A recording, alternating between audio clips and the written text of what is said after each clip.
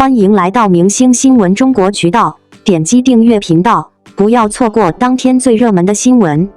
赵丽颖化身非遗推荐官，带你打卡福州最美头顶文化。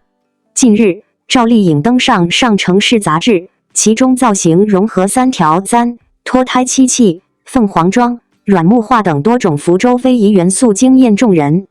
跟着赵丽颖深度游福州，解码头顶上的非遗，成为打卡福州的新方式。跟着赵丽颖打卡福州头顶上的非遗。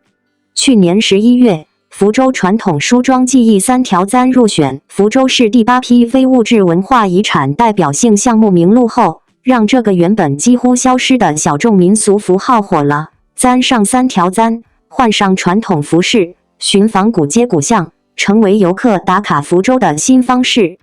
跟着赵丽颖打卡福州头顶上的非遗。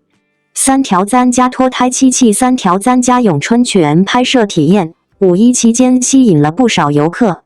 跟着赵丽颖打卡福州头顶上的非遗。跟着赵丽颖打卡福州头顶上的非遗。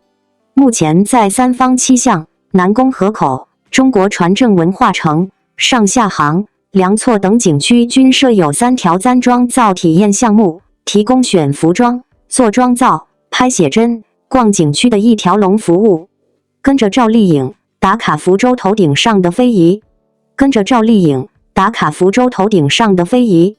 跟着赵丽颖打卡福州头顶上的非遗。原创三条簪主题文创产品令游客爱不释手，三条簪拉花创意咖啡人气最高，游客在品尝咖啡时也能了解三条簪背后的故事，感受非遗活在生活里。近年来，随着传统文化逐渐潮流化，非物质文化遗产这4个字不再只属于历史书与博物馆，而是通过更接地气、更现代化的方式走进了大众的视野。作为当下备受瞩目的实力派女演员，赵丽颖不仅以作品征服了亿万观众的心，如今更化身为非遗推荐官，以其真实温柔又极具影响力的公众形象，引领大众走进非遗之美。而这一次，她来到了福州，用脚步丈量历史的厚度，用镜头记录传统的温度，尤其以头顶上的非遗为切入点，深度展示了福州传统发饰文化的精妙与风华，带给大众一场视觉与文化的双重盛宴。赵丽颖此次现身福州，是为宣传福州非遗文化所特别策划的文化打卡活动。活动期间，她身着融入传统元素的服饰，头戴精致的传统发饰，与当地手工艺人面对面交流，更亲自上手体验了簪花、编发等非遗技艺。在一张张生动的现场照片和采访视频中，我们可以看到她脸上流露出的专注、惊喜与敬意。这种发自内心的好奇与尊重，不仅让传统技艺得到了应有的尊崇，也在观众心中悄然播下了热爱非遗文化的种子。福州头顶上的非遗是福建地域文化中极具代表性的一部分，尤其以传统发饰为代表的技艺，如金银簪、发钗、珠花、发髻制作等，蕴含着古人对美的极致追求。这些作品并非单纯的装饰品，而是集手工艺、文化符号与身份象征于一体的文化产物。它们或繁复，或典雅，或婉约，每一件作品的背后都是数代匠人默默坚守的心血传承。而赵丽颖作为非遗传播者的魅力，则不仅仅在于她作为公众人物的流量影响力，更在于她本身所承载的东方美学气质与这些传统元素天然契合。从早年的甜美清新，到如今沉稳大气、自带古典韵味的气质转变，赵丽颖本身就像一个行走的文化桥梁，将古典与现代、传统与时尚巧妙融合。她头顶的一支发簪，不再只是一个装饰点缀，更是唤醒历史、连接当下的文化信物。令人动容的是，赵丽颖在现场并没有高高在上的宣传，而是非常低调地与工匠们请教发饰背后的技艺与意义，认真听取每一项流程与材料讲解。她在社交媒体上也真挚地表示，传统之美不应被遗忘，它值得被看见、被珍惜。短短一句话，背后却是对非遗文化深切的认同与情感连接。通过赵丽颖的引领，不少粉丝开始关注福州的非遗文化，不仅在社交平台上积极转发她的相关打卡内容，还有人亲身前往福州体验非遗发饰制作，更有年轻人因为这一活动而报考了相关的非遗课程。明星效应在此刻发挥了超越娱乐本身的价值，也再次证明了文化传播的影响力原来可以如此温柔而深远。不可否认的是，非遗的保护和传承始终面临着现实压力，技术复杂、传人稀少、市场受限等问题都在悄悄消耗着它的生命力。然而，正是像赵丽颖这样的公众人物，用实际行动去为非遗发声，为文化赋能，才让这些传统瑰宝重新焕发出生机。她没有用浮夸的词汇堆砌这份美，而是用真诚与敬意，将古老工艺呈现在大众面前，真正做到了让传统走进生活，让文化被更多人看见。在此，也希望通过赵丽颖的非遗之旅，每一位读者都能重新审视我们身边那些看似遥远的传统文化。也许他们没有智能手机那么酷炫，没有流量明星那么耀眼，但他们身上所承载的是时间的积淀，是民族的记忆，是我们精神深处的文化根脉。只要我们愿意停下脚步，就会发现非遗不老，它一直都在等我们靠近。未来，我们也期待更多像赵丽颖这样的公众人物，能够在文化传播这条路上继续前行，以影响力为桥梁，用真情为燃料，去照亮那些被时间遗忘的角落。也期待更多年轻人加入非遗保护的行列，成为新时代的传承者与守望人。最后送给读者一句话：传统并不遥远，它只缺一双发现美的眼睛。跟随赵丽颖的脚步，让我们一起在现代生活中重新认识那些属于我们的闪着光的文化记忆。因为爱，它才得以继续；因为在意，它才不会失传。让非遗文化不再头顶无光，而是真正成为我们生活的一部分，熠熠生辉，生生不息。顶流王一博带来的反思：五一过后，我们为何如此焦虑？五一假期结束，人们陷入星期一恐惧症，却对王一博的劳模精神心生钦佩。这背后是996常态与房价、教育等现实重压的集体焦虑。榜样力量固然重要，但盲目推崇劳模可能掩盖劳动保障缺失等深层问题。与其被裹挟内卷，不如寻找适合自己的生活节奏。工作是为了更好生活，而非生活的全部。五一长假余额告罄，朋友圈哀鸿遍野，宛如患上集体性星期一恐惧症。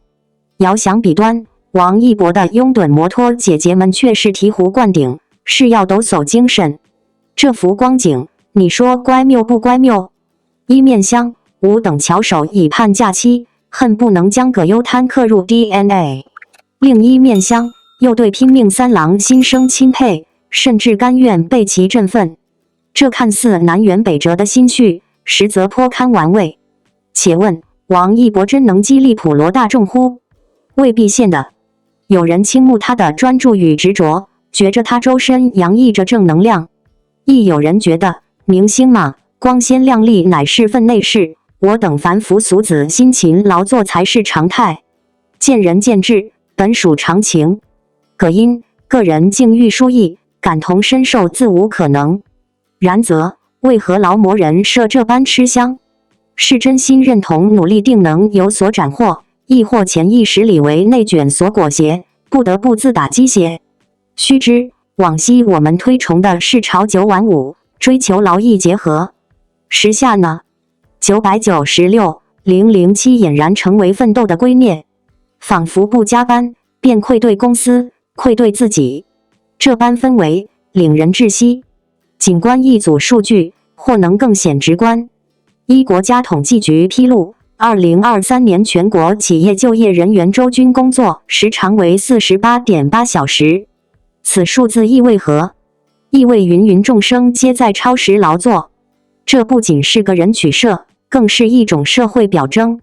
当吾等惯性的将缘由归咎于个人不够勤勉之际，是否忽视了潜藏的结构性问题？去然高耸的房价、飞流直下的教育成本、捉襟见肘的医疗保障，这些现实重压逼迫人们不得不愈加辛勤的工作，甚至透支自身康健。诚然，亦有人会说，王一博的奋勉堪为揭幕，能鼓舞后生积极向上。此言不虚，榜样的力量确凿无疑。然症结在于，吾等不能将所有人都塑造成劳模。每个人皆有其自有节律与抉择，不可强人所难，并且过分强调劳模精神，或将遮蔽某些更深层次的症结，譬如劳动保障是否周全，加班薪酬是否足额到位，员工的身心健康是否获得关注。若只是一味地要求员工抖擞精神，而不提供相应的保障与扶持，那所谓的激励便沦为一纸空文。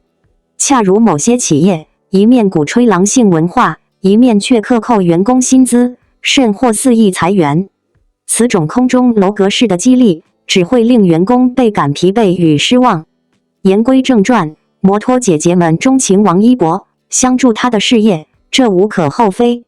然吾等亦当保持清醒头脑，切莫为盲目的偶像崇拜冲昏头脑。王一博的功成名就，有其自身的努力，亦有时代的际遇。我等凡夫俗子，更应关注自身的成长与幸福，寻觅适宜自身的生活方式。与其被动的被劳模激励，不如主动去思忖，去探寻属于自身的节律。工作是为了更真完满的生活，而非生活的全部。当吾等能够真正执掌自身的时间，调和工作与生活，方能活得更加洒脱与精彩。回溯五一假期，短暂的欢愉过后，依旧要直面生活的诸般挑战，但至少吾等可则不为内卷所裹挟，则更为健康积极的生活方式。可因生活是自身的，非为他人而活，与其艳羡他人的光鲜亮丽，不如脚踏实地过好自身的每一天，这或许才是真正的抖擞精神。当然可以，以下是根据你提供的标题顶流王一博带来的反思：五一过后，我们为何如此焦虑？所撰写的中文长文约2000字，以现实与偶像交织的方式进行深入探讨和情感呼吁。五一假期刚刚结束，一场短暂的放松似乎并未带走人们心中的疲惫与焦虑。社交媒体上，节后综合症不想上班内卷回来了等词条频频冲上热搜。而在这场全民情绪波动的节点上，王一博的身影再次频繁出现在各大平台，从献唱央视5·4晚会主题曲《青春探路者》，到在各类综艺、影视、时尚领域持续高能输出，他的多重身份与高密度的曝光成为一束耀眼的光，也照出了许多普通人心中的不安。有人说，看着王一博在五一假期里满屏飞，一种无力感油然而生。他在努力，我们也在努力，可为什么我们越来越累，而他却越来越发光？这并非对个体的不满，而是一种隐隐的集体情绪。当一个全能偶像成为年轻人的参考坐标时，我们开始怀疑自己的节奏是不是慢了，我们是不是还不够好？这种情绪不是针对某个明星，而是时代投射下的集体影子。从流量偶像到主流认可的成长之路，王一博的蜕变确实令人敬佩。他并未固守舒适圈，而是主动跳脱综艺人设，选择出演有深度、有挑战的影视作品，挑战军事题材如《长空之王》，投身舞台剧永不消逝的电波，甚至站在5·4晚会的舞台上，以歌声为科研青年、新农人、舰艇兵发声。这些行为本身已经远远超出了流量明星的定义，更接近青年榜样的角色。但正因为他太优秀、太自律、太高效，才更容易在无形中构建出一种理想青年的模板，令许多身处现实泥沼的年轻人感到压力山大。假期应该是休息与治愈的时刻，可在内卷盛行的今天，很多人发现自己连休息都要有负罪感。看剧、旅行、宅家、与朋友聚会，这些本该被享受的行为，在别人在进步的思维逻辑下，反而成了自责的导火索。而当一个像王一博这样的人物，在假期期间依旧满格输出，甚至在国家级晚会中被官方赋予高度象征意义，就更容易加深年轻人对自我效能的焦虑。但我们是否也该换一个视角去看待这种现象？王一博的努力并不是为了让所有人都焦虑，而是以自己的方式，在这个时代中找到属于自己的节奏和价值。他在用行动告诉我们，每个人的路径不同，关键不是比速度，而是比方向。我们看到王一博凌晨练舞的视频，却忘了他也曾因腿伤反复接受康复治疗。我们羡慕他影视资源不断，却没看到他在片场高温中穿着厚重飞行服坚持拍摄。我们感叹他全年无休的工作节奏，却也忽略了这种高强度的自律并不是人人都能复制的。现实中，我们大多数人并不需要成为全能王一博，我们只需要成为愿意为自己生活负责任的那一个人。焦虑并不可怕，它只是告诉我们正在意什么，而我们可以选择让这种在意成为行动的动力，而非情绪的负担。更值得思考的是，王一博之所以能成为主流认可的青年榜样，不只是因为他全能，而是因为他对所热爱的领域始终保持专注，对国家、社会有着强烈的责任感。在他的舞台上，我们看到的不只是才华，还有品格；不只是流量，还有价值。这或许才是他真正出圈的原因。在5·4晚会上，他用一首《青春探路者》向科研人、新农人、舰艇兵致敬，而这首歌本身也成为一种精神呼唤。青春不只是热血冲锋，更是默默耕耘。不在聚光灯下的你我，也许正是在各自领域默默发光的探路者。因此，我们不必苛责自己为什么还没有成功，而应该问自己，我是否正在为我热爱的事付出努力？不必与别人比较进度条，而应关注内心是否坚定。慢一点，但稳一点，普通一点，但热爱一点，安静一点，但努力一点，这才是大多数人的人生节奏，也是值得被肯定的生活状态。每一代人有每一代人的困境，也有每一代人的答案。在这个信息爆炸、节奏飞快的时代，王一博用他的努力给出了一种可能，在坚持热爱的同时，肩负社会责任，在流量的喧嚣中守住自我初心。这种榜样意义不是让人焦虑的遥不可及，而是可以被理解、被学习的可参考。希望每一位看完这篇文章的朋友都能从王一博的身上看到一种力量，而不是焦虑。不是要成为下一个王一博，而是找到你自己值得全力以赴的方向。愿你在节后的疲惫中也能重启希望，在现实的缝隙中也能找到属于自己的光。感谢您观看视频。如果您觉得本时事通讯有用，请不要忘记点赞、评论和订阅。祝您生活愉快，充满活力。再见。